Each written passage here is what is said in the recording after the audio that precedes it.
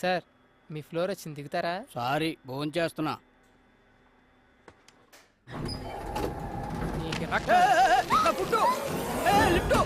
ఓయ్ ఎందుకు అలా దింపేశా? నాకు తెలిసి నీ ఎద్ద విషయాలు. శ్రేయ, నన్ను ఎందుకు ఇలా అవాయిడ్ చేస్తున్నావు? నీతో 1 మినిట్ మాట్లాడాలి. ఏయ్ లిఫ్ట్ ఆఫ్ చేస్తున్నావేంటి? పిచ్చి వేషాలు వైకు. ముందు లిఫ్ట్ ఆన్ చేయి, లేదంటే అందరిని పిలుస్తాను. Mummy mummy. శ్రేయ, ఎందుకు అలా బిహేవ్ చేస్తున్నావు? ఏమైందో చెప్పు. ఏంటి నీకు చెప్పేది? అసలు నువ్వెవరు? నీ సోది వినాల్సిన అవసరం నాకు లేదు. ఏ ఏంటే, నువ్వేదన్నా ప్రాబ్లంలో ఉన్నావని నేను అడుగుతుంటే నువ్వు కాదు నేను చెప్తున్నా. ఇంకోసారి నీ మొహం నాకు చూపించుకో, నాతో మాట్లాడు.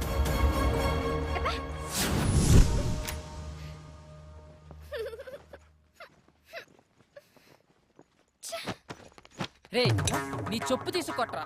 ఎన్నిసార్లు దెబ్బతిన్నా నాకు బుద్ధి రాదు. ఇంకోసారి ఏ అమ్మాయి జోలికన్నా వెళ్తే నాకు చెప్పకరా రే, డైరెక్ట్గా వచ్చి కొట్టే.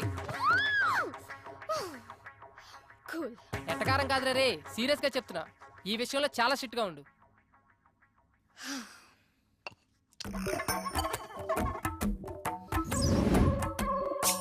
ఏదైనా ప్రాబ్లం లో ఉన్నావా అంటావా? ఎంత మంచిగా మాట్లాడుతున్నా. నువ్వు కొంచెం మంచోడివి, కొంచెం చెడ్డోడివి. ఎంతైనా నువ్వు శ్రేయకి హెల్ప్ చేశావు. హెల్ప్ చేసిన వాళ్ళని శ్రేయ ఎప్పుడు మర్చిపోదు. అంత మంచోడివైతే పెళ్ళైందన్న అబద్ధం ఎందుకు ఆడావోయ్? ఈ అబద్ధం గురించి ఒక క్లారిటీ తీసుకుందాం. ఏయ్ మెసేజ్ చేస్తాను, రిప్లై ఇస్తావా? ఇవ్వక చేస్తావా? ఆకుల కట్టేం కాదు, అక్కడ ఫోన్ వస్తుంది చూడు. మెంటల్ది. నువ్వెవరంది? మళ్ళా మెసేజ్ ఎందుకు పంపింది? వాట్? శ్రేయ మెసేజ్ చేస్తే I don't want to talk with you నా. సారీ రా, చిన్న పిల్లని కదా, క్షమించు. చెప్పు, ఏమైంది నీకు? సెండ్. నాకు తెలుసు శ్రీ, నీ కోపం ఎలాంటిదో. ఏదో మాట్లాడాలన్నా? స్ట్రైట్ గా కొన్ని క్వశ్చన్స్ అడుగుతాను, ఆన్సర్ చెప్పు చాలు. యా. అంత బిల్డప్ ఇవ్వకు పెద్ద హీరోలాగా. నువ్వు నాతో అబద్ధం ఆడావు. పెళ్లి కాకపోయినా పెళ్ళైందని చెప్పావు. అది చాలా చిన్న మ్యాటర్, లైట్ తీసుకో. ఏ అది నాకు చాలా పెద్ద మ్యాటర్. నువ్వు నా దగ్గర నుంచి ఏదో ఎక్స్పెక్ట్ చేసి నాకు క్లోజ్ అయ్యావు. హలో, నా గురించి ఏదో స్క్రిప్ట్ రాసేసుకుంటున్నట్టున్నావు, కొంచెం కూల్. నేను నీ ఫ్లాట్ లో ఎంటర్ అయిందే పెళ్ళైన వాళ్ళ. ఇక నీతో క్లోజ్నెస్ అంటావా?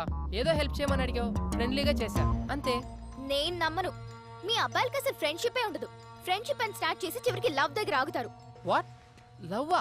ఒక పెళ్లి కాని ఎదవెవడైనా అమ్మాయిలకి పెళ్ళయిందని చెప్తాడా? అలా చెప్తే బుద్ధున్న ఎవరితైనా ఆడి జోలికి వస్తుందా? పెళ్లి కాకపోయినా పెళ్ళయింది అని చెప్తున్నానంటే నీ తొక్కలో ఫ్లాట్ కోసం కాదు. 6 సంవత్సరాల నుంచి దేన్ని చూసినా నా దగ్గర డబ్బులున్నాయి కదా అని వాడు. దేనికి నిజమైన ప్రేమ లేదు, అందుకే అలా చెప్పా. ఇలా డబ్బులు తెస్తున్నా. సరే, తప్పుగా అనుకోకు.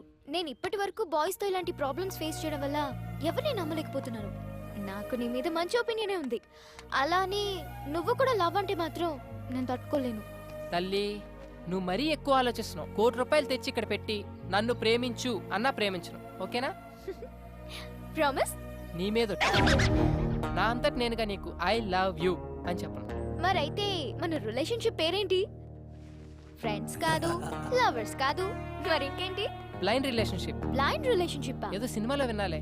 అదిగదిగో అడుగుల సడి కలిసిన ప్రతి నిమిషం,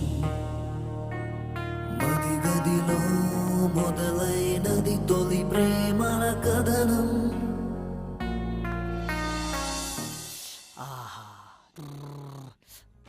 అబ్బా, ఎంత రిలాక్స్గా ఉందో తెలుసా ఇప్పుడు?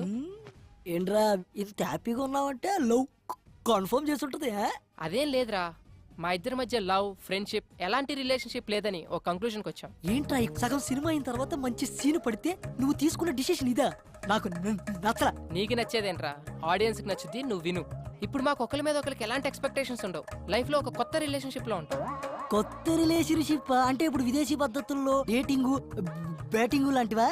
రే, కళ్ళు పోతాయి నా కొడక. శ్రేయాని ఎట్టి పరిస్థితుల్లో ప్రేమించను అని మాటిచ్చొచ్చా. పొరపాటును కూడా ఆ దృష్టితో చూడను. నీది 100% లవ్వే. నీ మనసులో ఉన్న లవ్ బయటపడడానికి సినిమాలో ఒక మంచి సీన్ పడితే చాలు, అదే బయటకు వస్తుంది. మంచి టాక్ వచ్చే సినిమాని చెడగొట్టు. వెళ్ళి ఐ లవ్ యూ చెప్పు. ఆపరా నీ సినిమా భాష. నువ్వు పని కానిచ్చుకొని త్వరగా రా, పిన్నింటికి వెళ్ళాలి.